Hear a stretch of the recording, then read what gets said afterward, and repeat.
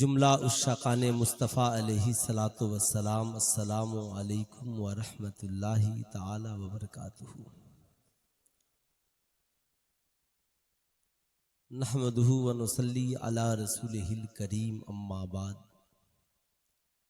फ़ऊज़ु बिल्लाहि मिनश शैतानिर रजीम, बिस्मिल्लाहिर रहमानिर रहीम। ऊतुल इल्म दरजात, सदक़ल्लाहुल अलीयुल अज़ीम।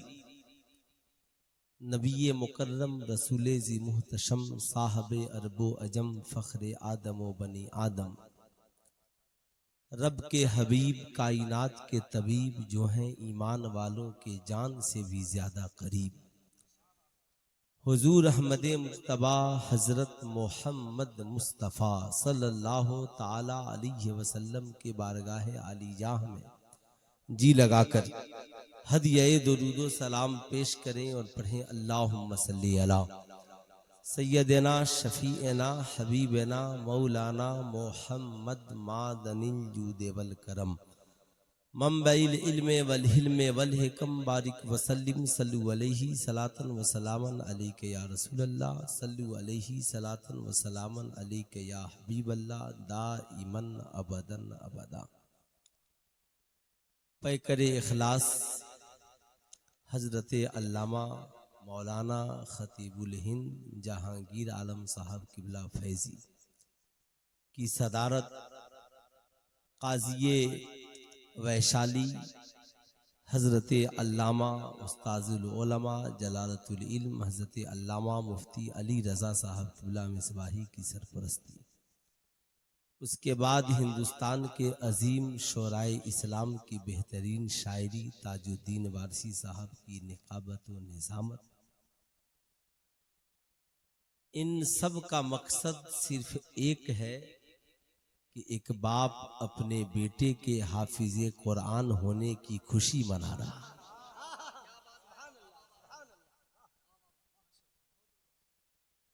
पैकरे खलास अजीज़े गिरामी वक़ार हजरत हाफिज़ व कारी निसार रज़ा साहब किबला मुनअमी के वालिद गिरामी। पैकरे खुलूस व वफ़ा इज़्ज़त माब आली जनाब मोहम्मद नईमुद्दीन साहब, जिन्होंने एक बेटे को नहीं बल्कि कई बेटों को दीन की राह में लगा दिया, भतीजों को दीन की राह में लगा दिया। लोग बच्चों को मदरसे में पढ़ाने से डरते हैं, लेकिन मैं कहता हूं खुदा पे भरोसा रखिए, इंशाअल्लाह जब आपका इरादा नेक होगा तो यकीनन आपका बच्चा एक दिन हाफिज निसार की तरह हाफिज कुरान बनकर निकलेगा। डॉक्टर इकबाल ने अपने बेटे से कहा था और आप भी कहा कीजिए कि दयारे इश्क में अपना मकाम पैदा कर, दयारे इश्क में अपना मकाम पैदा कर, नया जमाना नए सुबह शाम पैदा कर। ये रोना क्या रोते हो, जज़ाकल्लाह। रोना मत रो, लोग रो रहे हैं। हालात का मुकाबला कीजिए, चैलेंजेस का मुकाबला कीजिए, वक्त का इंतजार कीजिए, तैयारियां कीजिए। जिसे घर में खुशी नहीं मिलती उसे बाहर खुशी नहीं मिलने वाली। जो अपनों के दरमियान खुश नहीं होता वो गैरों के दरमियान भी खुश नहीं होता। जिसे अपनी औलादों से सुकून नहीं मिलता उसे दूसरों की औलादों से सुकून मिले, ये भूल है। माहौल ऐसा बनाओ कि तुझे तेरी औलाद से सुकून मिले। खिदमत ऐसी करो कि तुझे तेरी माँ की दुआ लग जाए। मोहब्बत ऐसी करो कि नबी की तुरबत से तेरी मोहब्बत की मकबूलियत की आवाज आए। कहा डॉक्टर इकबाल ने कि दयारे इश्क में अपना मकाम पैदा कर, नया जमाना नए सुबह शाम पैदा कर। मेरा तरीक अमीरी नहीं फकीरी है, खुदी न बेच गरीबी में नाम पैदा कर। मेरा तरीक अमीरी नहीं फकीरी है, खुदी न बेच गरीबी में नाम पैदा कर, नहीं तेरा नशीमन कसरे सुल्तानी के गुंबद पर। तू शाहीन है बसेरा कर पहाड़ों के चट्टानों पर। डॉक्टर इकबाल ने आगे कहा, ए ताइरे लाहूती उस रिज्क से मौत अच्छी, आती हो जिस रिज्क से परवाज में कोताही। और इस दौर को देखकर डॉक्टर इकबाल ने बहुत पहले कहा था, न संभलोगे तो मिट जाओगे। ऐ हिंदी मुसलमानों, तुम्हारी दास्तां तक भी न होगी दास्तानों में। तो बरेली के रजा ने कहा, सूना जंगल रात अंधेरी, छाई बदली काली है। सोने वालों जागते रहियो, चोरों की रखवाली है। सोना पास है सूना बन है, सोना जहर है उठ प्यारे। तू कहता है मीठी नींद है तेरी, तेरी मत ही निराली है। समाज में इज्जत सबको चाहिए, वकार सबको चाहिए। मर्द हो, औरत हो, बच्चा हो, बूढ़ा हो, जवान हो। जिसे इज्जत नहीं मिलती वो नजर नहीं आता। मगर इज्जत मिलेगी कैसे, वकार बढ़ेगा कैसे, लोग आपका रिस्पेक्ट करेंगे कैसे, लोग आपकी ताजीम करेंगे कैसे? तो कुरान कहता है, उतुल इल्म दर्जात, इल्म हासिल करो खुदा तेरे रुतबे को बढ़ा देगा। तालीम याफ्ता बन जाओ मौला तेरी इज्जत को बढ़ा देगा। तुम एजुकेटेड बन जाओ मौला तेरी इज्जत में इजाफा फरमा देगा। यानी इल्म की राह वो राह है, समाज में हर इंसान अपने इल्म के मुताबिक इज्जत पाता है।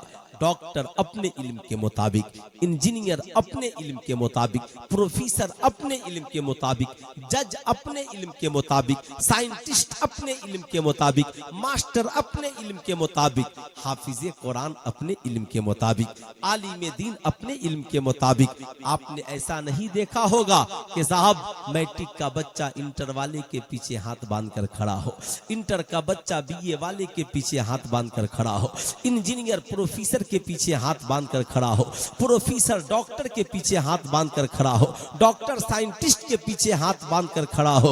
मगर कुरान का इतना बड़ा एहसान है, जब हमारी कौम का कोई बच्चा कुरान सीने में महफूज करता है और दारुल उलूम से हाफिज कुरान बनकर सर पे दस्तारे हिफ्ज का ताजे जर्दी सजाकर जब अपनी बस्ती में पहुंचता है और मस्जिद में मुसल्ले इमामत पे खड़ा होता है, क्या डॉक्टर, क्या इंजीनियर, क्या प्रोफेसर, क्या राइटर, क्या अमीर, क्या गरीब, सारा जमाना हाथ बांधकर उसके पीछे खड़ा हो जाता है। साहब ये कुरान है, ये कुरान है, ये कुरान है जिसने हाफिज कुरान के रुतबे को बढ़ा दिया है।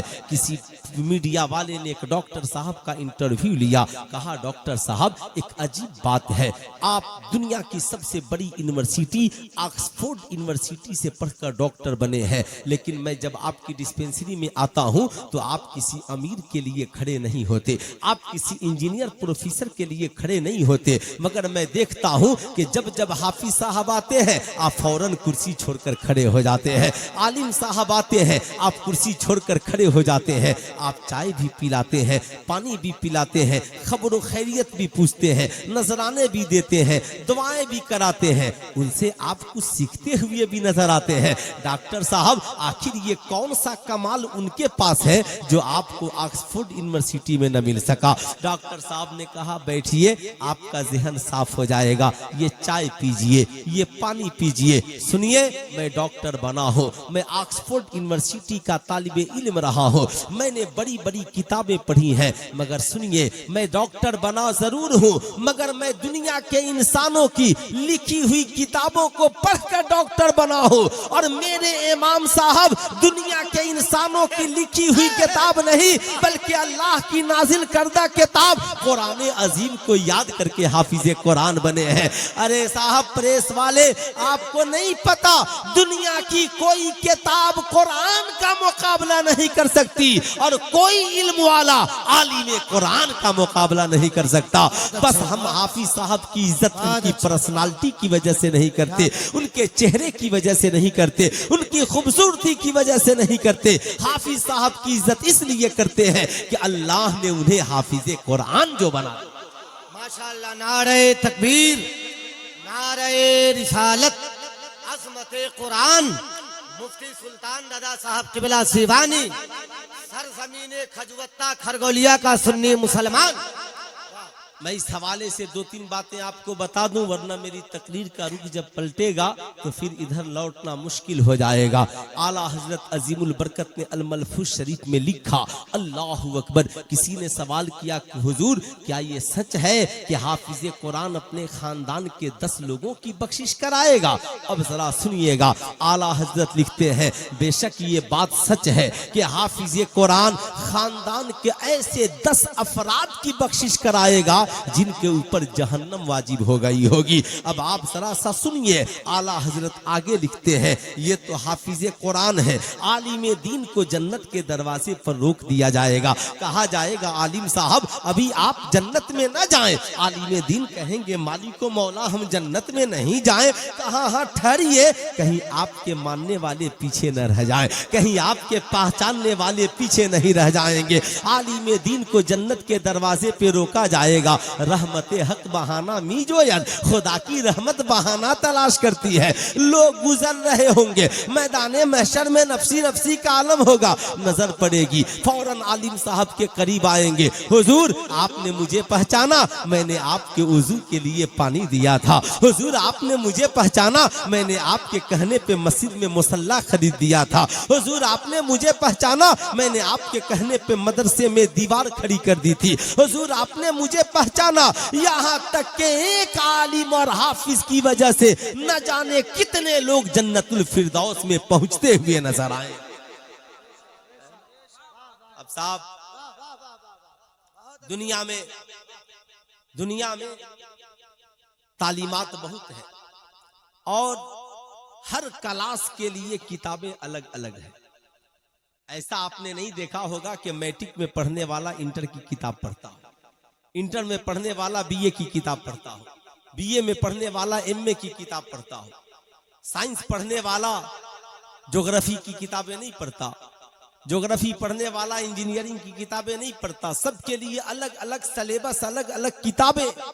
मगर दुनिया में कोई ऐसी किताब लाइए कि किताब एक हो और मैट्रिक में पढ़ने वाला भी पढ़ रहा हो, इंटर में पढ़ने वाला भी पढ़ रहा हो, बीए में पढ़ने वाला भी पढ़ रहा हो, डॉक्टर भी पढ़ रहा हो, इंजीनियर भी पढ़ रहा हो, प्रोफेसर भी पढ़ रहा हो, मर्द भी पढ़ रहा हो, औरत भी पढ़ रही हो, आलिम भी पढ़ रहा हो, हाफिज भी पढ़ रहा हो। आप कहेंगे मौलाना दुनिया में ऐसी कौन किताब है? मैं कहता हूँ हाँ मेरे दोस्त, दुनिया में ऐसी एक ही किताब है और उस किताब को कुरान कहा जाता है। दुनिया में ये वाहिद किताब है। मैट्रिक में पढ़ने वाला कुरान पढ़ रहा है, इंटर में पढ़ने वाला कुरान पढ़ रहा है, वक्त के डॉक्टर कुरान पढ़ रहे हैं, वक्त के रिसर्चर कुरान पढ़ रहे हैं। मैंने कहा साइंटिस्टों आप कुरान क्यों पढ़ रहे हो? कहते हैं मौलाना अगर ये कुरान नहीं होता तो रिसर्च के दरवाजे कौन खोलता? मौलाना ये कुरान ही तो है जिसने सबसे पहले इंसान की तख्लीक का पता बताया। कहा इंसान पैदा कैसे हुआ? कुरान ने उसका जिक्र यूं किया, खुलिक़ मिम्मा इंदाफिक यखरुजु बैन सुल्बि वत्तराइब, मैंने इंसान को उछलते हुए पानी से पैदा किया है। ये पानी मर्द के रीढ़ की हड्डी से और औरत के सीने के दरमियान से निकलता है। यही वजह है साहब ये कुरान है जो बता रहा है। अल्लाहु अकबर। साइंटिस्ट कहते हैं अगर ये इस आयत का वजूद नहीं होता तो आज मेडिकल साइंस इस कदर तरक्की याफ्ता नहीं होती। अल्लाहु अकबर। मैंने देखा डॉक्टर साहब अपनी डिस्पेंसरी में मौजूद है, मरीजों की कतारें लगी हुई है। कहा कंपाउंडर से अभी 10 मिनट सारे मरीजों को रोक देना, जरा मैं कुरान की तिलावत कर लूं। मैंने कहा आप डॉक्टर साहब कुरान पढ़ रहे हैं, मरीजों की कतारें लगी है। कहा हाँ मौलाना मैं रोजाना दवाइयां लिखता हूं मगर डिस्पेंसरी में बैठने के बाद पहले मैं कुरान की तिलावत करता हूं। मैंने कहा इसकी वजह क्या हो सकती है? कहा मेरा और आपका रब कुरान में कहता है हुवा शिफाउन व रहमतुन लिल मोमिनीन, ये कुरान ईमान वालों के लिए शिफा भी है और रहमत भी है। इसलिए मैं रोजाना कुरान पढ़ता हूं ताकि मैं दवाइयां लिखता जाऊं और मौला कुरान की तिलावत की बरकत से शिफा देता चला जाता है। अल्लाह अकबर, ये है इश्क, ये है ईमान और अकीदा। मैंने देखा एक बूढ़ी माँ घर में बैठकर कुरान की तिलावत कर रही है। अम्मा जी, आप इस उम्र में कुरान की तिलावत कर रही हैं? कहती हैं हाँ हाँ बेटे, मैं इसलिए कुरान पढ़ रही हूँ, मैंने सुना है कि जिस घर में कुरान की तिलावत होती है उस घर से शैतान चले जाते हैं, घर में रहमत का नुज़ूल होता है, जो कुरान पढ़ता है उसकी दुआएं मकबूल होती है। ये मेरा घर है, इसमें मेरे बच्चे रहते हैं, मेरे पोते पोतियां रहते हैं, इसलिए मैं कुरान पढ़ती हूँ कि इस घर में खुदा की रहमत का नुज़ूल हो जाए। मैंने देखा मुफ्ती साहब कुरान पढ़ रहे हैं। हुजूर आप कुरान पढ़ रहे हैं, खैरियत? कहा मौलाना इसलिए कुरान पढ़ रहा हूँ ताकि कुरान पढ़कर लोगों को मसाइल बताऊंगा। मैंने देखा खानकाह में पीर साहब भी कुरान पढ़ रहे हैं, मुरीदों को भी कुरान पढ़वा रहे हैं। मैंने कहा हुजूर खैरियत? कहा लोग यहाँ दिलों को साफ करने के लिए आते हैं और दिलों के साफ करने का तरीका यह है इंसान कुरान पढ़ता जाए, दिलों की सफाई होती चली जाएगी। मैंने देखा हाफिज साहब कुरान पढ़ रहे हैं। हजरत खैरियत? कहा मौलाना साहब रमजान का महीना करीब है, तरावी सुनानी है, तरावी में कुरान अजीम सुनाना है, इसलिए मैं कुरान की तिलावत कर रहा हूँ। साहब मैंने देखा जितने पढ़े लिखे लोग हैं, कुरान एक है मगर डॉक्टर अपने मकसद के लिए पढ़ रहा है, इंजीनियर अपने मकसद के लिए पढ़ रहा है, प्रोफेसर अपने मकसद के लिए पढ़ रहा है। किताब एक है, मकसद अनेक है।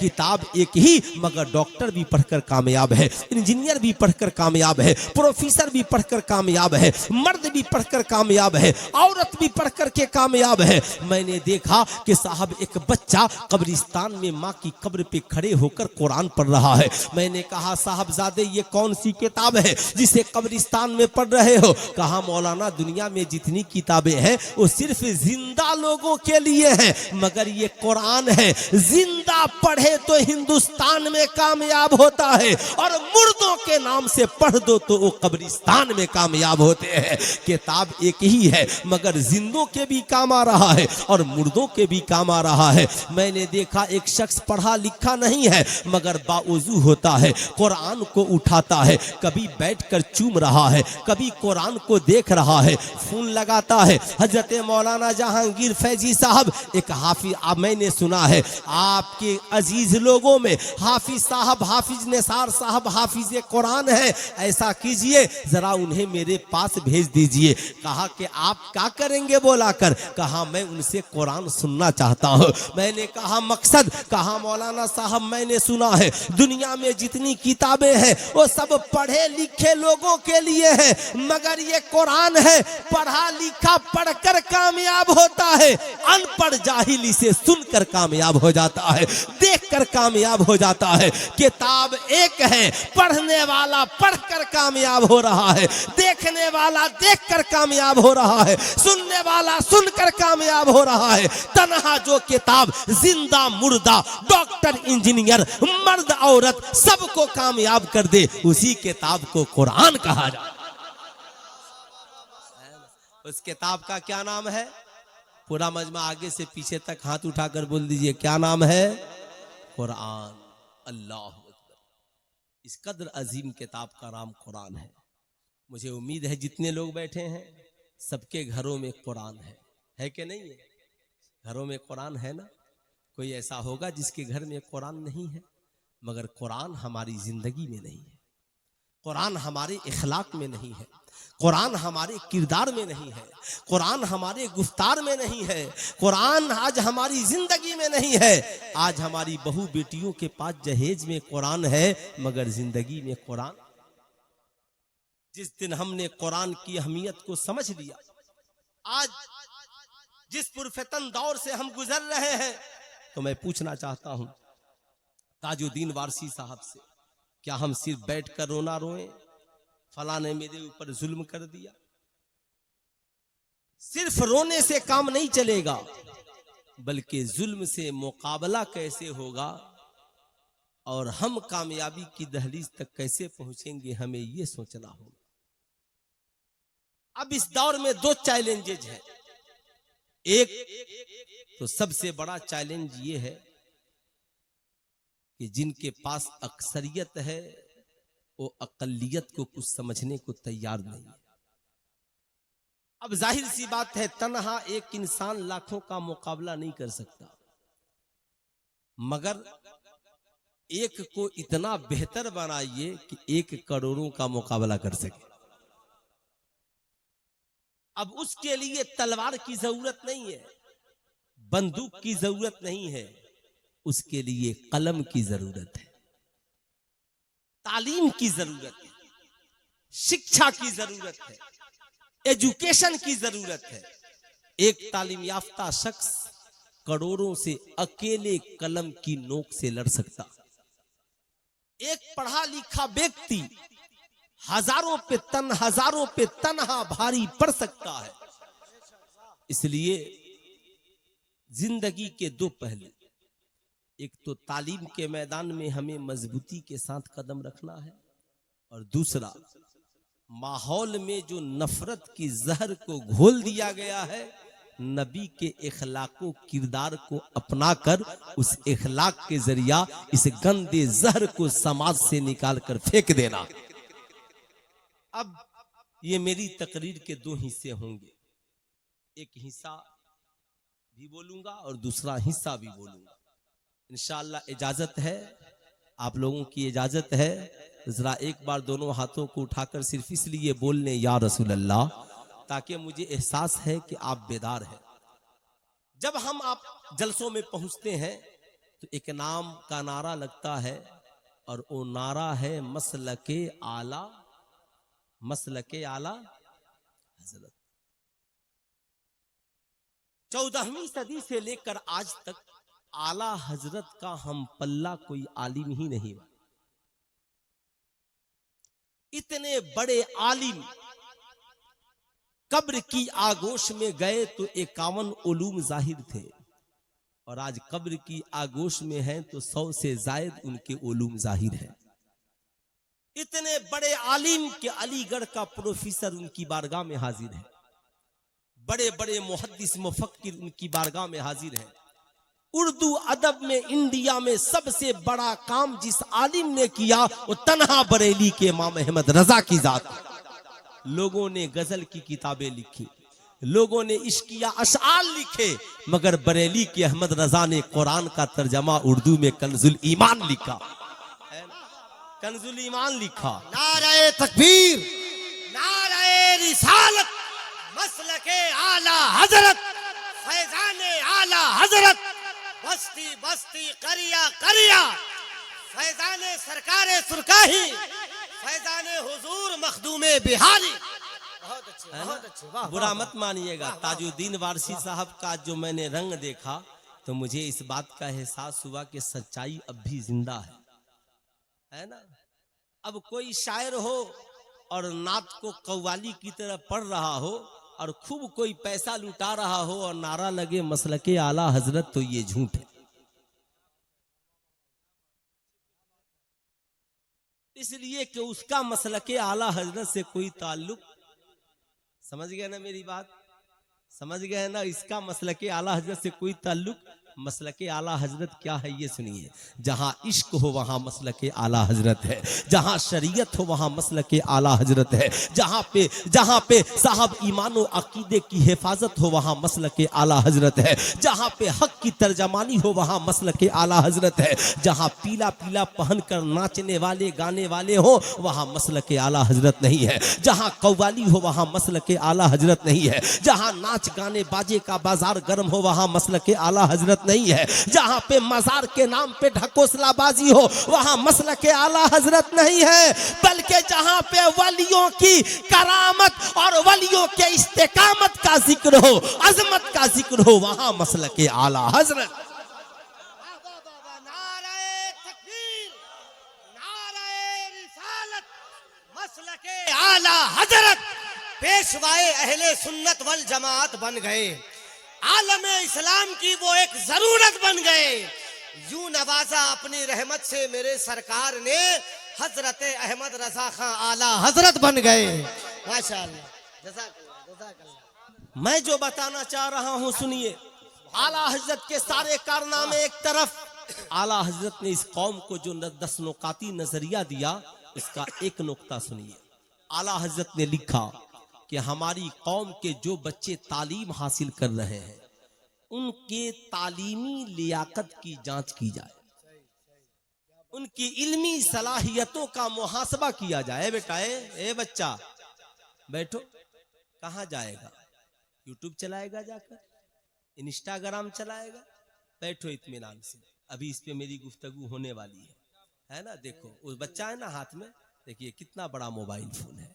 उसे किताब की जरूरत थी तो मोबाइल लेकर घूम रहा है, खिलौने की जरूरत थी सब मल्टीमीडिया सेट मोबाइल। आज माँ बाप भी इतने मेहरबान है, सोचते हैं कि जितना बड़ा VIP मोबाइल बेटे के पास होगा शायद मेरा बेटा उतना ही बड़ा स्मार्ट हो जाएगा। और से सुनिए, आला हजरत ने लिखा कि बच्चों की इल्मी सलाहियतों की जांच की जाए, फिर देखा जाए कि ये बच्चा क्या बनने के लायक है।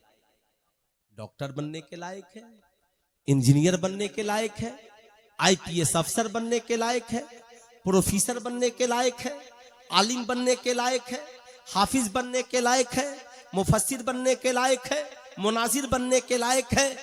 जो बनने के लायक है उसे मुनासिब वजीफा देकर उस काम में लगा दिया। मुनासिब वजीफा देकर, क्या कहा आला हजरत ने? वजीफा समझते हैं? नहीं समझते तो उसे मेरी भाषा में यूं समझिए, उसे मुनासिब पैसा देकर उसे उस राह में कामयाबी की दहलीज तक पहुंचा दिया। वाह वाह वाह। अब आप ईमानदारी से बताइए, हमने तो सिर्फ ये जाना कि चादर चढ़ाना मसलक के आला हजरत है, फातिहा कराना मसलक के आला हजरत है। हमने सिर्फ यही जाना कि साहब उर्स की तकरीब का इनेकाद करना मसलक के आला हजरत है, मगर ये बच्चों के तालीमी मियार का काम करना ये भी मसलक के आला हजरत है। और ये सबसे बड़ी आला हजरत की राह है। बताइए ईमानदारी से, आपकी बस्ती में इतने बच्चों ने मैट्रिक का इम्तहान दिया, इंटर का इम्तहान दिया, सबके रिजल्ट आए, कभी आपने गांव में बैठकर मीटिंग की कि जिन बच्चों ने इस साल मैट्रिक पास किया जरा उन्हें देखा जाए उसमें कौन क्या बनने के लायक है, कौन पढ़ना चाहता है? अगर कोई पढ़ना नहीं चाहता तो आखिर उसकी मजबूरी क्या है? हमारी बस्ती में कोई बच्चा हाफिज कुरान बनकर आया तो हम उससे मिले कि आपके आगे का मंसूबा क्या है, आप आगे पढ़ना चाहते हैं, अगर पढ़ाई छोड़ रहे हैं तो इसकी वजह क्या है? हमारी ख्वाहिश है कि आप हाफिज कुरान बन गए तो आप अजीब मुफस्सिर भी बन जाइए, ताकि आप रमजान में कुरान भी सुनाइए, तर्जमा भी सुनाइए, तफसीर भी सुनाइए। साहब आपने कभी ये सोचा? आला हजरत लिखते हैं, याद रखिएगा जिंदगी में मेरी इस गुफ्तगू को। अरे मियाँ, आज कुछ लोगों ने समझ लिया है कि सिर्फ मदरसे के गरीब बच्चों को पैसा देने से ज़कात की अदायगी होती है। मदरसा, मस्जिद, खानका ज़कात के लिए शर्त नहीं है, बल्कि गरीबी ज़कात के लिए शर्त है। अगर कॉलेज में पढ़ने वाला गरीब भी ज़कात ले तो भी ज़कात की अदायगी है, और मदरसे में पढ़ने वाला गरीब ज़कात ले तो भी ज़कात की अदायगी, जिंदाबाद जिंदाबाद, तो भी ज़कात की अदायगी है। आप, मैं जो बोल रहा हूँ ये आपको मेरी बात खराब लग सकती है। आपने देखा होगा लोग इश्तहार में खुशियां बांटते हैं, ऐसे लोगों की तादाद बहुत ज्यादा है। 1 लाख अखबार छपवाया, गली गली में चस्पा करा दिया, ईद की मुबारकबाद कबूल करें, ईद मुबारक हो। मैं कहना चाहूंगा, अब एक गरीब शख्स है, जिस्म पे कपड़ा नहीं है, भूखा है, खाना उसे नसीब नहीं है, बीमार है, इलाज के लिए पैसा नहीं है, अब उसके दरवाजे पे जाकर ईद की मुबारकबादी का इश्तहार चस्पा कर दीजिए और कहिए आपको ईद की ढेर सारी मुबारकबाद हो, आपके ईद हो जाए। सारे जुमले बोलकर चल दीजिए, आपके इन जुमलों से उसकी ईद हो जाएगी। अल्लाह ताला कल बरोज़े महशर आपसे पूछेगा, मेरे बंदे बता, मैं भूखा था, तूने मुझे खाना क्यों नहीं खिलाया? मैं प्यासा था, तूने मुझे पानी क्यों नहीं पिलाया? मैं नंगा था, तूने मुझे कपड़ा क्यों नहीं पहनाया? ना अमीर कहेंगे मौला तू तो खाने से पाक है, तू तो पीने से पाक है, तू तो पहनने से पाक है। रब फरमाएगा मैं नहीं पहनता मेरे गरीब बंदे तो पहनते थे, मैं नहीं खाता मेरे गरीब बंदे तो खाते थे, मैं नहीं पीता मेरे गरीब बंदे तो पीते थे। ऐ मेरी कौम के लोगों, इस्लाम इश्तहार की बात नहीं करता, इस्लाम सोशल मीडिया पे मुबारकबादी की बात नहीं करता, बल्कि इस्लाम कहता है ऐ लोगों याद रखना, खाने से पहले जरा अपने घर के लोगों को भी देख लेना, जरा पास पड़ोस के लोगों को भी देख लेना।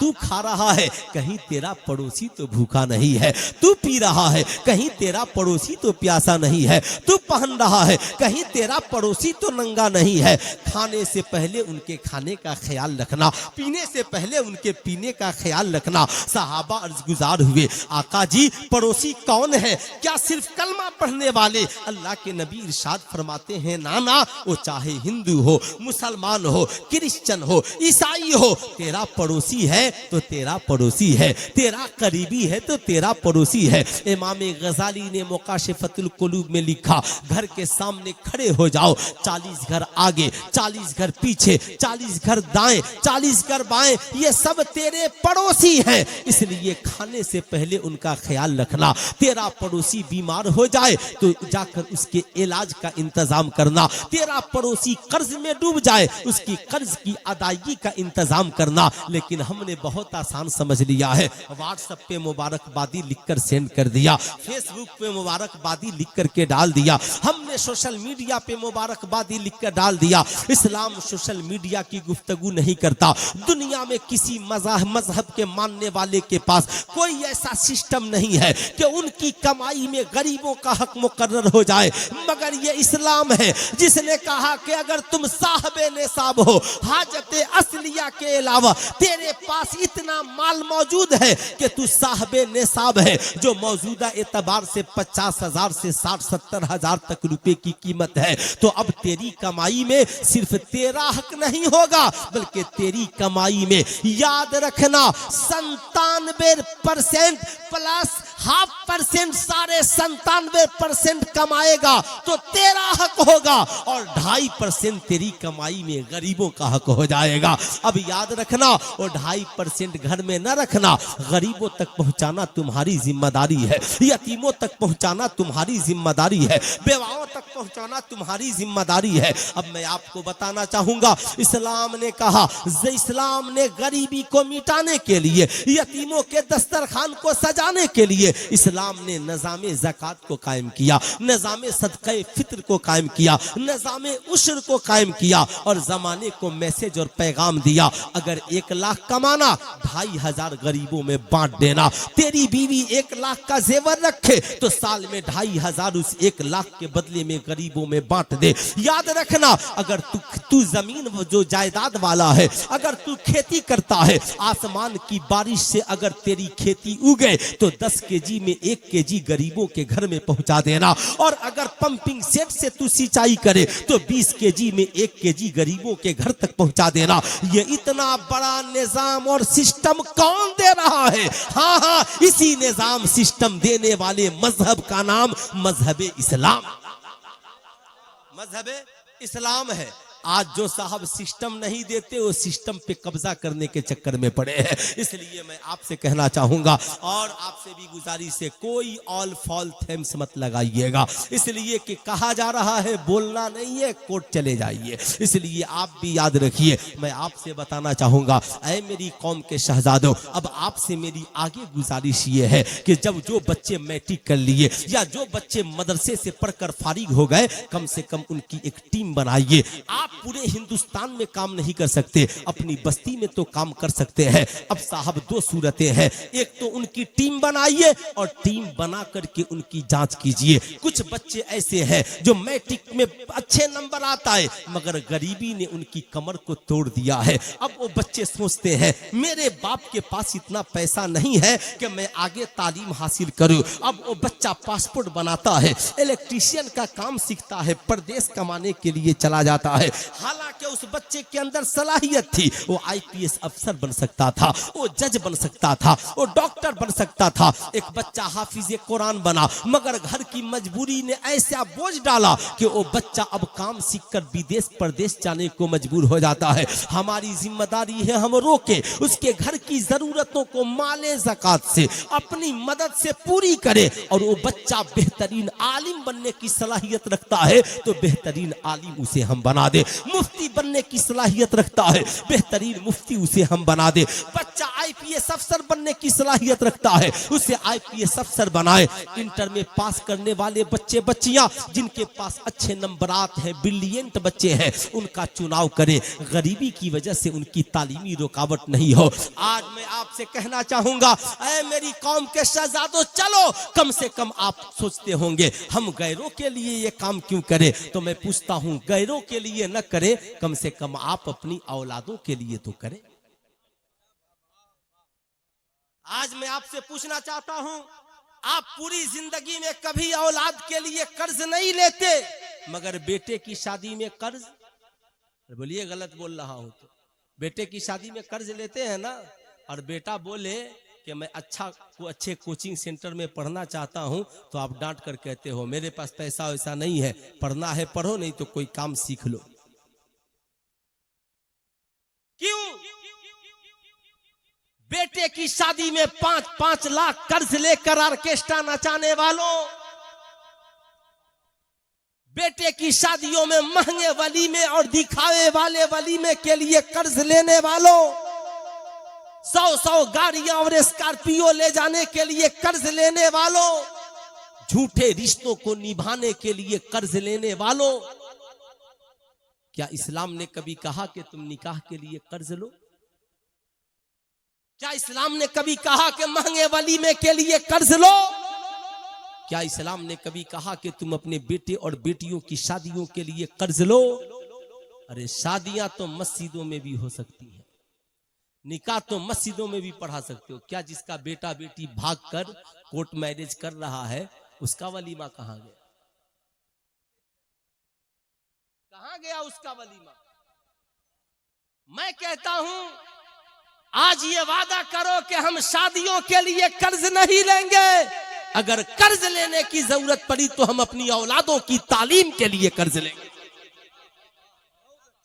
हम अपनी औलादों की शिक्षा के लिए कर्ज लेंगे, औलादों की पढ़ाई के लिए कर्ज लेंगे।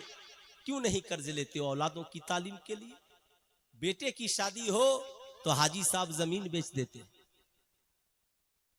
बेटे की शादी है, बेटी की शादी है, जमीन बेच रहे हैं। अरे तुम शादी में जमीन क्यों बेचते हो? यही बेटे और बेटियों की तालीम के लिए अगर जमीन बेच देते तो तेरा बेटा पढ़ लिख कर 1 बीघा नहीं कई बीघे जमीन खरीद कर जमीनों का मालिक बन जाता, मालिक बन जाता। इसलिए मेरी आपसे गुजारिश है कि आज जो सबसे बड़ा चैलेंज हमारे सामने है, अगर आपने एकजुट होकर, इकट्ठे होकर तालीमी मराहिल को आसान नहीं किया और अपने बच्चों को पढ़ा लिखा कर ज्यादा से ज्यादा जज, आईपीएस अफसर, डॉक्टर, वकील, अच्छा आलिम, अच्छा कारी नहीं बनाया, आज समाज को अच्छे जज की भी जरूरत है, आज समाज को अच्छे वकीलों की भी जरूरत है, आज समाज को ज्यादा से ज्यादा आईपीएस अफसरान की भी जरूरत है, आज समाज की इस्लाह के लिए अच्छे आलिमों की भी जरूरत है।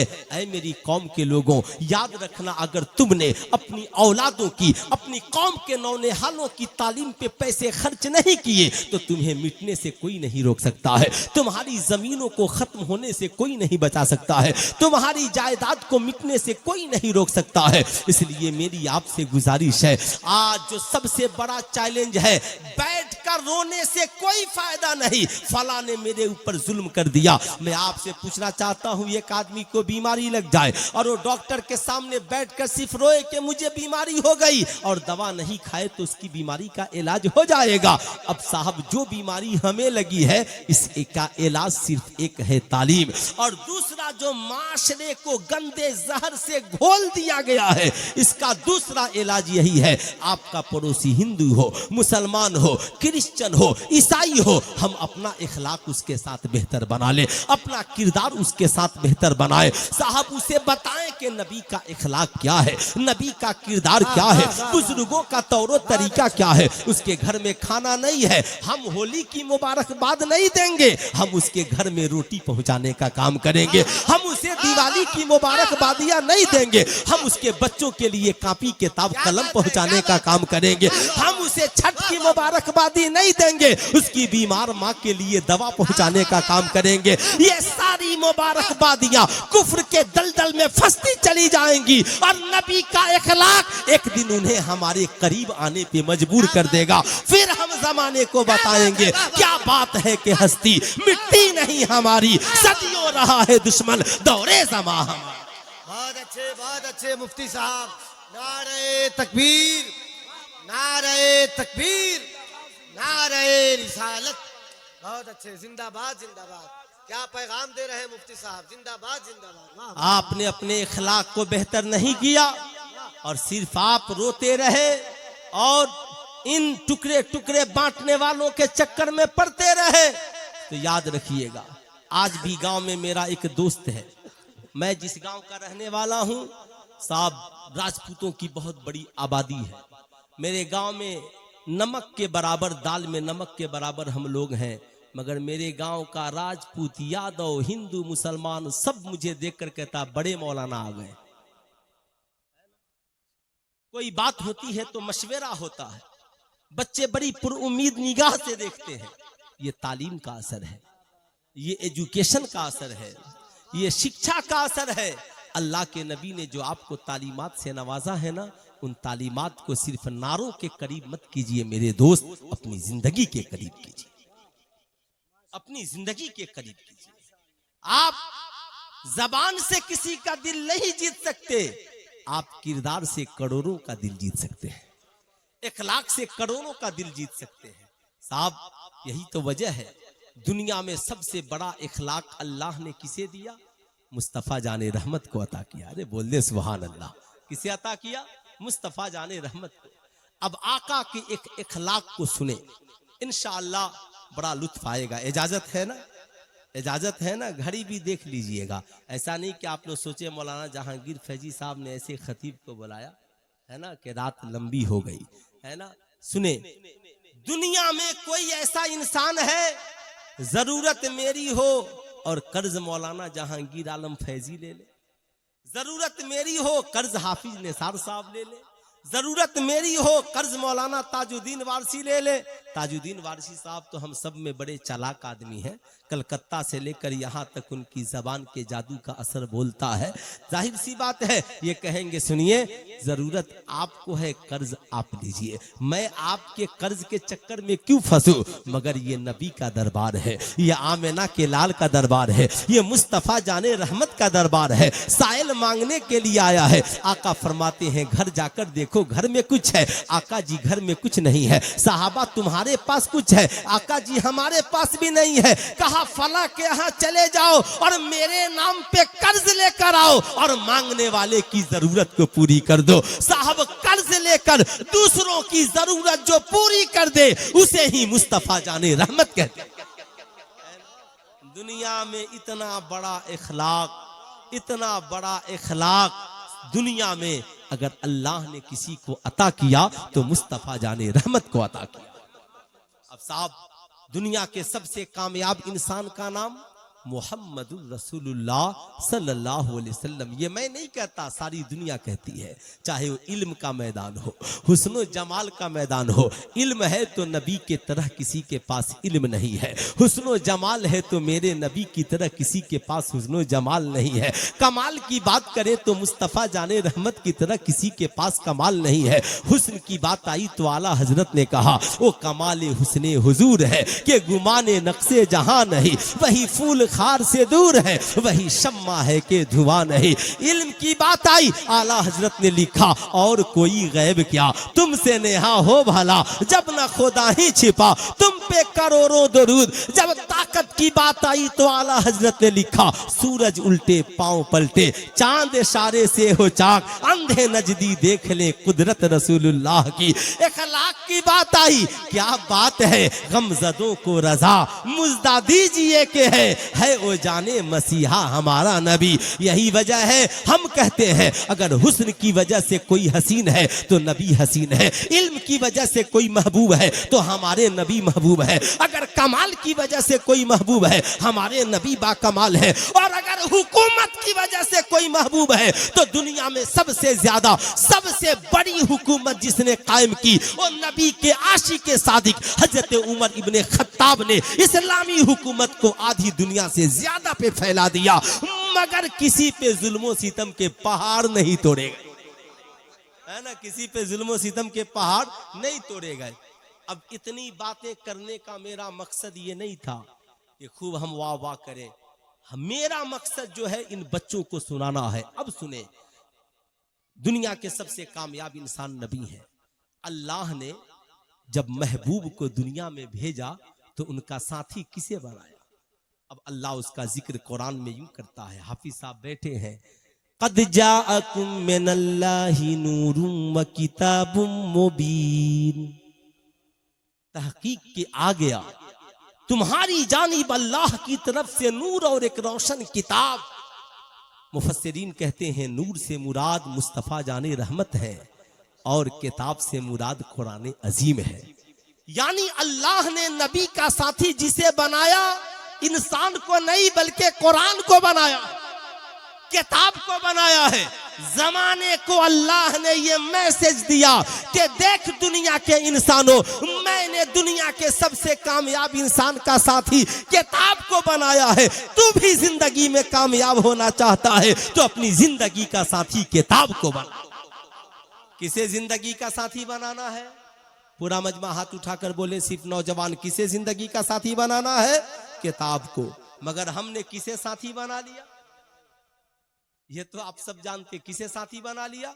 मोबाइल को। जिस बच्चे को जरूरत थी किताब पढ़ने की वो बच्चा मोबाइल पढ़ रहा है, जिस बच्चे को जरूरत थी मैथमेटिक्स की गुत्थियां सुलझाने की वो बैठ करके मोबाइल पे ईमो गेम खेल रहा है, जिस बच्ची को जरूरत थी बैठ करके किताबें पढ़ने की वो बच्ची बैठकर इंस्टाग्राम पे साहब हुस्न जमाल का मुजाहरा कर रही है, जिन नन्हे नन्हे बच्चों को जरूरत थी स्लेट पेंसिल कापी किताब कलम की वो बैठकर मोबाइल पे मोटू और पतलू देख रहे हैं। सुल्तान रजा पूछना चाहता है, जब इंसान बेला जरूरत किसी चीज का इस्तेमाल करता है तो तबाही से उसे कोई नहीं बचा सकता, बर्बादी से उसे कोई नहीं बचा सकता। ऐ मेरी कौम के लोगों याद रखना, अल्लाह ने किताब को इंसान का साथी बनाया है। इसलिए आप भी कामयाब होना चाहते हैं तो जिंदगी में अपना साथी किताब को बनाइए। आज जो ये कामयाब बच्चा बैठा है इसने मोबाइल को नहीं बल्कि कुरान को अपनी जिंदगी का साथी बनाया। आज सर पे दस्तार मौजूद है, गले में फूलों का हार मौजूद है, आज स्टेज पे ये इज्जत हुस्न जमाल मौजूद है। मेरी दुआ है अल्लाह रब्बुल इज्जत इस हुस्न जमाल को हमेशा सलामत रखे, इनके अच्छे इखलाक व किरदार को हमेशा सलामत रखे। अब मेरी आपसे गुजारिश है, आज जिस पुरफितन दौर में हम जी रहे हैं आप ईमानदारी से बताएं, मैट्रिक का रिजल्ट हमारे सामने है, हमारे बच्चों के कितने नाम उसमें आए हैं, इंटर का रिजल्ट हमारे सामने है, हमारे बच्चों के कितने रिजल्ट उसमें आए हैं, एक दो बच्चों का नाम मुश्किल से आया है। आपसे मैं पूछना चाहता हूं ईमानदारी से बताइए आखिर इसकी वजह क्या हो सकती है? आपको कहना आप यही कहेंगे मौलाना साहब जिस बच्चे को 7 घंटे किताबों का मुताला करना था वो बच्चा 5 घंटा मोबाइल की दुनिया में उलझा रहा, बड़ी मुश्किल से 2 घंटा किताबें पढ़ी है। मगर हम मसलके आला हजरत के मानने वाले, मसलके आला हजरत का नारा लगाने वाले, वो आला हजरत जिन्होंने फतावा रज़विया जैसी अजीम किताबें लिखी, जिन्होंने 100 से ज्यादा उलूम पे रिसर्च किया, बरेली के अहमद रजा के पास भी उतना ही वक्त था जितना वक्त हमारे पास है। 24 घंटा उस वक्त भी था और 24 घंटा कितना, 24 घंटा कितने मिलते हैं हमें एक दिन में? 24 घंटे। अब आपकी जिम्मेदारी है कि आप इस 24 घंटे का इस्तेमाल कहां कहां कर रहे हैं। मैं आपको यह बताना चाहूंगा कि आला हजरत ने अपने 24 घंटे का इस्तेमाल कहां किया। कोई आला हजरत यूं ही नहीं बने, आला हजरत ने 24 घंटे में 21 घंटा 30 मिनट, है ना, कभी किताब लिख रहे हैं, कभी फतावा लिख रहे हैं, कभी तफसीर लिख रहे हैं, कभी दरसे कुरान व हदीस दे रहे हैं, कभी नमाजें पढ़ा रहे हैं, कभी लोगों की जरूरतें पूरी कर रहे हैं, कभी आने वालों के मसाइल को हल कर रहे हैं। आला हजरत ने 24 घंटे में 21.5 घंटा साहब तालीमात से लेकर लोगों की जरूरियात तक वक्फ कर दिया और अपनी सेहत के आराम के लिए सिर्फ 2.5 से सिर्फ साहब 3.5 घंटा मुकर्रर किया, जिसने 2.5 घंटा मुकर्रर किया। अब आप जरा सा सोचे, वो बरेली का अहमद रजा जो 2.5 घंटा सिर्फ आराम करता हो और 21.5 घंटा कौम के लिए सर्फ हो, इल्म दीन मुस्तफा फैलाने के लिए सर्फ हो, लोगों की जरूरतों को पूरी करने के लिए सर्फ हो। हाँ हाँ, जो साहब याद रखिएगा, जो दिन भर में 7 से 8 घंटा पढ़ता है वो दाउल उलूम से फारिग होकर हजरत बनता है, और जो 21.5 घंटा पढ़ता और पढ़ाता है वही बरेली का अहमद रजा आला हजरत बनता है। इसलिए मैं कहूंगा, सिर्फ नारा लगाने वाला मत बनिए, बल्कि आप भी अपनी जिंदगी को आला हजरत के नक्शे कदम पे ढालने वाला बनिए। आपके मसाइल आसान होंगे। बच्चे मैट्रिक की तैयारी कर रहे हैं, क्या आपने नहीं सुना इंडिया के सबसे टॉपर लड़के ने कहा कि मैं टॉपर इसलिए बना कि मैंने पहले अपने आप को मोबाइल से अलग किया। ऐ मेरी कौम, आप भी चाहते, ऐ मेरी कौम के लोगों, आप भी चाहते हो कि आपके बच्चों की जिंदगी कामयाब हो तो पहले उन्हें मोबाइल से अलग करना होगा। मैं ये नहीं कहता कि मोबाइल चलाना हराम है, मोबाइल चलाना गुनाह है, मगर मोबाइल जिस काम के लिए है उतना ही काम करे। जरूरत बात करने की है तो बात करे, जरूरत एसएमएस की है तो जरूरी एसएमएस करे, जरूरत व्हाट्सएप पे कुछ डॉक्यूमेंट्स भेजने की है तो भेजे, जरूरत मेल करने की है मेल करे। आप अमीर नहीं है साहब, पीडीएफ सस्ते में मिल रहा है, पीडीएफ डाउनलोड करके निकाल के किताबें पढ़ ले। आपके पास ऑफलाइन क्लास महंगे हैं, ऑनलाइन सस्ते हैं, तो जरूरत के मुताबिक क्लास का इस्तेमाल करे, मगर फेसबुक जरूरत नहीं है मत चलाए, इंस्टाग्राम आपकी जरूरत नहीं है मत चलाए, सोशल मीडिया आपकी जरूरत नहीं है उसका अकाउंट नहीं खोले, साहब ट्विटर आपकी जरूरत नहीं है उसका अकाउंट नहीं खोले। जिस दिन हमारी कौम के बच्चे बच्चियों ने ये संकल्प ले लिया कि जब तक कामयाबी की दहलीज तक हम नहीं पहुंचेंगे, मोबाइल की दुनिया में कदम नहीं रखेंगे, मेरा चैलेंज है, बरेली के अहमद रजा के नक्शे कदम पे चलो। तुम्हें आईपीएस अफसर बनने से कोई नहीं रोक सकता, तुम्हें डॉक्टर बनने से कोई नहीं रोक सकता, तुम्हें समाज का कामयाब व्यक्ति और इंसान बनने से कोई नहीं रोक सकता। इसलिए मेरी आपसे गुजारिश है, मैं अपनी कौम की बिलखुसूस माओ बहनों से गुजारिश करूंगा, आप जो इन छोटे छोटे बच्चों के हाथों में मोबाइल दे रही हो, ये मोबाइल नहीं जहर है, ये मोबाइल नहीं कैंसर का मर्ज है। इन बच्चों को खिलौनों की जरूरत है, खिलौना दो, किताबों की जरूरत है, किताब दो, स्लेट पेंसिल की जरूरत है, स्लेट पेंसिल दो। आप कहोगे मौलाना किताबें फाड़ देता है, मैं कहता हूं 100 किताबें फाड़ दे मगर 2 किताब, साहब 100 कलम तोड़ दे मगर 2 कलम, 100 खिलौने तोड़ दे मगर 2 खिलौना, जिसकी जरूरत है वही दो। अगर तुमने मोबाइल की अंधेर कोठरी में उस बच्चे को डाल दिया तो वो दिन करीब होगा, तेरा बच्चा ज़हन से भी कमजोर हो जाएगा, तेरा बेटा दिमाग से भी कमजोर हो जाएगा, पढ़ने की सलाहियतों को भूल जाएगा, तुझे वक्ती तौर पे लगेगा मेरा बेटा मोबाइल चला रहा है, मैं इत्मीनान से हूं, तू इत्मीनान से नहीं है, तू उसकी जिंदगी को मफलूज कर रहा है। इसलिए मेरी गुजारिश है, अगर हम चाहते हैं कि हम कामयाबी की दहलीज तक पहुंचे तो हमें अपनी जिंदगी के मोबाइल पे कंट्रोल करना होगा। अब बुरा मत मानिएगा, जो लोग इमाम साहब की तनख्वाह 500 नहीं देते वो 1500 का घर में मोबाइल रिचार्ज कराते हैं। बोलिए गलत बोल रहे हैं तो 1500 का रिचार्ज बाबू हो जाता है, मगर 500 रुपया इमाम साहब की तनख्वाह नहीं हो सकती। हमारे उलमा मजबूर हैं, मजबूर होकर 5000, 10,000, 12,000, 7,000 में इमामत कर रहे हैं। जब उसका पेट नहीं भरेगा तो फिर कोई दूसरा काम करेगा, तीसरा काम करेगा। आपसे मैं पूछना चाहता हूं, एक आदमी का जिस्म बीमार हो जाए तो कहता है मौलाना साहब ऐसा डॉक्टर मुजफ्फरपुर में बताइए जो मेरी बीमारी का इलाज कर दे। तो अशरफ फैजी साहब ने कहा मैं एक डॉक्टर को जानता हूं मगर जरा महंगा है। तो मरीज कहता टेंशन मत लीजिए, कितना हूं महंगा होगा, मैं इलाज उसी से कराऊंगा। मैं पूछना चाहता हूं जिस्म के इलाज के लिए महंगा डॉक्टर चल सकता है तो ये पूरा समाज बिगड़ा हुआ है, समाज के इलाज के लिए महंगा आलिम क्यों नहीं चल सकता? महंगा आलिम क्यों नहीं चल सकता? क्यों नहीं चल सकता है? इसलिए मेरी आपसे गुजारिश है, आप जमाने को अपने जिस्म का या अपनी जिंदगी जायदाद प्रॉपर्टी के चिराग से जलाएं, रोशन करें न करें, मगर कम से कम अपने शहजादों के लिए कुछ सोचे, अपनी शहजादियों के लिए कुछ सोचे। खुदारा जवान होने के बाद उनकी शादी में 5 लाख 10 लाख जो आप खर्च करते हैं वो उनकी तालीम पे खर्च करें, वो उनकी एजुकेशन पे खर्च करें, वो उनकी शिक्षा पे खर्च करें, ताकि आपके बच्चे पढ़ लिख कर माँ बाप के वफादार हो, साहब मुल्क के वफादार हो, कौम मिल्लत के वफादार हो, नमाजों की पाबंदी करें, रोजों की पाबंदी करें, समाज का एक अच्छा व्यक्ति और इंसान बनते हुए नजर आए। बगैर तालीम के इंसान की जिंदगी अधूरी है। जब इंसान तालीम याफ्ता होता है, उसकी फिक्र अच्छी होती है तो निगेटिव कभी नहीं सोचता। 2 बातें और मैं बताऊंगा फिर मेरी तकरीर खत्म। जिंदगी में कभी भी निगेटिव नहीं होने का, समझ गए? निगेटिव पॉजिटिव होना। अगर हमसे कोई गलती हो गई तो क्या हम आत्महत्या कर लेंगे? अरे बोलिए, हमसे कोई गलती हो गई तो क्या हम गांव छोड़कर भाग जाएंगे? गलती तो इंसान ही से होती है ना। अब हम ये कहेंगे चचा गलती तो मुझसे हो गई, मगर ये बताइए अब मेरी गलती की इस्लाह कैसे हो? क्या बात है, क्या बात है, वाह वाह। ये आपका चैलेंज, समाज छोड़कर भागना नहीं है, बल्कि अपनी गलतियों की इस्लाह करनी है। तो अगर शरई गलती है तो उलमा कहेंगे एलानिया तौबा कीजिए,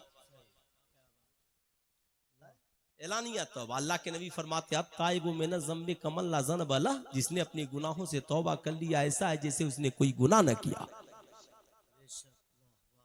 अगर हमसे कोई दूसरी गलती हो गई, मेरा पार्टनर था, हमने उसके पैसे रख लिए हैं, तो कहेंगे टेंशन मत ले, मुझसे गलती हो गई, अब जो मेरे माल में इजाफा होगा तो तुझे वापस कर दूंगा, मगर रिश्ता तोड़ने का नहीं है। गलतियों से सबक सीखें। आज हमारे नौजवानों की हालत क्या है? आज मेरी कौम का नौजवान, अच्छा एक बात बताइए, सबके पास मोबाइल है ना भाई? अरे मोबाइल है ना, मोबाइल कुछ मांगता भी है, मोबाइल कुछ मांगता है। तो आप कहेंगे मौलाना हर महीने मोबाइल के मुख्तलिफ ऐप अपडेट मांगते हैं, और साल भर में मोबाइल भी एक बार अपडेट मांगता है कि नहीं मांगता? क्यों? वो कहता है कि अपडेट मुझे कीजिए तब मैं काम करूंगा। तो जब ये मोबाइल अपने आप को हमेशा अपडेट कर रहा है तो ऐ कौमे मुस्लिम, तुम अपनी जिंदगी को हमेशा अपडेट क्यों नहीं करते? क्यों नहीं अपडेट करते हो? अपनी जिंदगी को अपडेट करो। गुनाहगार हो तौबा करो, अपडेट हो जाओगे। बेनमाजी हो नमाजी बन जाओ, अपडेट हो जाओगे। चेहरे पे नबी की सुन्नत को सजा लो, अपडेट हो जाओगे। सच बोलने लगो, अपडेट हो जाओगे। साहब नबी की सुन्नत पे अमल करने लगो, अपडेट हो जाओगे। माँ बाप के नाफरमान हो उनकी खिदमत करने लगो, अपडेट हो जाओगे। यानी मोबाइल तुझे ये दर्श दे रहा है कि देख मैं अपनी जिंदगी को अपडेट कर रहा हूं, तू भी अपनी जिंदगी को अपडेट। समझ गए ना बात? इतनी बात तो समझ में आ गई। निगेटिव नहीं, हमेशा पॉजिटिव बनने को है। हमेशा पॉजिटिव सोचिए, हम बिजनेस में कामयाब कैसे होंगे, हम माँ बाप की खिदमत कैसे करेंगे। साहब याद रखिएगा, यह आखिरी मेरा पैगाम है। एक वली की बारगाह में एक शख्स रहता था और कहता था हजरत फैज कैसे मिलता है ये तो मुझे पता नहीं चलता। लोग कोई कहता है मुझे मिल गया, कोई कहता मुझे नहीं मिला। अचानक बारिश हुई तो उन्होंने अपने 2 मुरीदों को बुलाया और एक तो उसे बुलाया और एक मुरीद को बुलाया। कहा ये 2 प्याला है, ले जाओ और वहां रख दो। अब एक मुरीद जो था वो गया और प्याले को अच्छे से सीधा करके बारिश में रख दिया। और ये जो कहता था कि फैज कैसे मिलता है, इतनी खानकाहों में मैं घुमा कभी नहीं मिला, ये तो बारिश को देखकर घबरा गया और बुजुर्ग की बात को भूल गया और जैसे तैसे प्याला को पटककर वैसे ही टेढ़ा मेरा उल्टा रखकर भाग आया। जब बारिश खत्म हुई तो अल्लाह के वली ने कहा जाओ दोनों अपना अपना प्याला लेकर आओ। अब जो इनका मुरीद खास था गया तो उसका प्याला पानी से लबालब भरा था और ये जो जैसा तैसा था ये गया प्याले को उठाया। कहा हजरत मेरे प्याले में तो कुछ नहीं था। कहा प्याला तूने कैसे रखा था? कहा हजरत पलट कर रखा था। कहा सुनो, जो लोग अपने दामन को खोल कर आते हैं उन्हें हर जगह मुरादें मिलती हुई नजर आती हैं और जो लोग दामन को समेट करके आते हैं उन्हें कहीं मुरादें नसीब नहीं होती। याद रखिएगा, फैजान तो आपके घर से जाहिर हो जाएगा।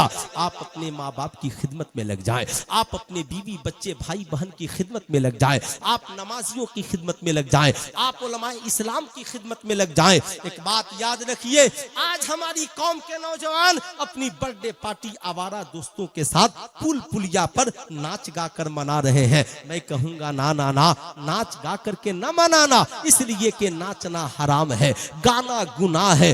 तेरा तरीका तो ये होना चाहिए जब तेरी पैदाइश का दिन आए मार्केट जाना, अपनी हैसियत के मुताबिक अपनी माँ के लिए तोहफा खरीदना, अपने वालिद के लिए तोहफा खरीदना, कुछ जरूरी घर वालों के लिए मिठाइयाँ लेकर चले आना, कुछ गरीबों की खिदमत करना, माँ के पास जाना, अम्मी जान ये तोहफा कबूल करें, अब्बा हुजूर ये तोहफा कबूल करें। माँ मुस्कुरा कर तुझे देखेगी, समझ लेना तेरी ईद हो गई। तेरा बाप मुस्कुरा देगा तुझे देखकर, समझ लेना तेरी जिंदगी कामयाब हो गई। अल्लाह के नबी ने फरमाया, जमाने को दरसे वफा दिया कि याद रखना जिसने माँ बाप को पाया उसकी खिदमत न की उसकी जिंदगी तबाह बर्बाद हो जाए। माँ बाप इसलिए मिले हैं कि उनकी खिदमत करके जन्नत हासिल करो।